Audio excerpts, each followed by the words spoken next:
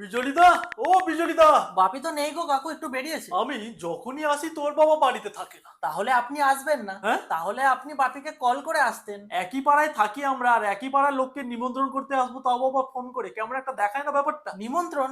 আবার কিসের নিমন্ত্রণ কাকু? এই তো এক সপ্তাহ আগে আপনার বাড়ির কালী পুজোর নিমন্ত্রণ খেয়ে এলাম, আবার কিসের পুজো কাকু? পুজো নয় রে বাবা, বিয়ে। বিয়ের নিমন্ত্রণ করতে এলাম। বিয়ে? এই বয়সে আবারও বিয়ে? কাকিমা মেনে নিয়েছে এই ব্যাপারটা? আরে পাগল, কি বলছিস কি? ব্যালন চাকির মার খাওয়াবি নাকি এই বয়সে কাকিমার হাতে? আপনিই তো বললেন বিয়ের নিমন্ত্রণ। তো আমার বিয়ে কখন বললাম? তাহলে কার বিয়ে? ছেলের বিয়ে। ছেলের বিয়ে মানে আমাদের সৌভিকের বিয়ে? আমি তো তাই জানি, এছাড়া তো আমার কোনো ছেলে নেই। কত কোটি ছেলে যে আপনি আমার বয়সে ভাসিয়ে এসেছেন সেটা আপনিই জানেন। হ্যাঁ, কিছু বললি? না না, বলছি যে কাকু সৌভিকের জন্ম 2000 সালে না? হ্যাঁ, কেন, কি হয়েছে? তার মানে তো কাকু এই সবে সিলভার জুবলি, এত তাড়াতাড়ি বিয়ে? হ্যাঁ, আর কি। অ্যারেঞ্জ ম্যারেজ নাকি কাকু? আরে পাগল, এই জেনারেশনের ছেলে তুই অ্যারেঞ্জ ম্যারেজের কথা বলছিস? এখনকার ছেলেমেয়েরা নিজেদের বর বউকে অ্যারেঞ্জ করে, আর আমরা মা বাবারা হচ্ছে শুধু বিয়ে দিয়ে দিই, ব্যাস। সবার দ্বারা অ্যারেঞ্জ করা হয় না কাকু, এর জন্য ভাগ্য লাগে। হ্যাঁ, এটা তুই একদম কারেক্ট কথা বলেছিস। যার যখন ভাগ্যে লেখা থাকে তার ঠিক তখনই বিয়ে হবে। আমার একটু দেখে বলুন না কবে হবে? আরে কি মুশকিল, আমি কি জ্যোতিষী নাকি যে হাত দেখে বলে দেবো? আরে এখন ডিজিটাল যুগ, বিভিন্ন অ্যাপ আছে, অ্যাপে দেখে নে তোর কখন কি বিয়ে হবে। দেখিয়েছিলাম কাকু, ফ্রি ভার্সনে বললো ভাগ্যের রেখা নেই, পেড ভার্সন নিতে। তাহলে ভাবুন, টাকা দিলে এখন ভাগ্যও চেঞ্জ করা যায়। হ্যাঁ, ভুল তো কিছু না, ঠিক কথাই। ইয়েস!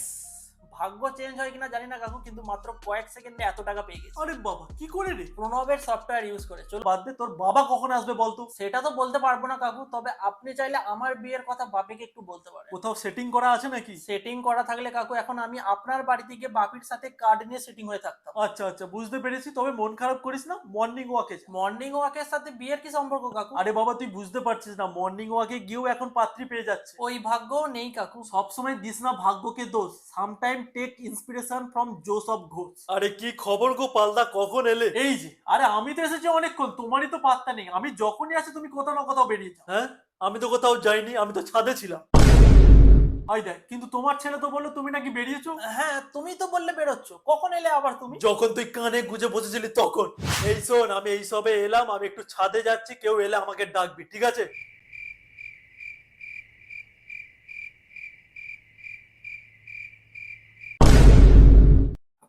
সরি বাপি, বুঝতে পারিনি। কেউ এসে চুরি করে নিয়ে গেলে তোর কোনো হুঁশ থাকবে না। তাই ভাবি কেন, মেন দরজাটা খোলা ছিল, তাই তো আমি এখানে ঘরে ঢুকে বললাম। এরকম কেয়ারলেস হয়ে তুই বিয়ে করবি বলছিলি? কে বিয়ে করবে? আরে এই যে তোমার ছেলে বিয়ে করবে বলছে, তাই তো আমাকে বললো তোমার সাথে কথা বলতে ওর বিয়ের ব্যাপারে। আচ্ছা পালদা, তোমার মনে হয় এই বোদা পাঙাটাকে কেউ বিয়ে করবে? কেন, না করার কি আছে? ঠিকই তো, এরকম করে কেন বলছো বিজলি দা? আরে হ্যাঁ গো, ঠিকই বলছি গো। আচ্ছা ধরে নিলাম কেউ দুর্ভাগ্যবশত বিয়ে করেও নিল, আমি গ্যারেন্টি বলছি দুদিন পরে গিয়ে অ্যালুমনি দাবি করবে।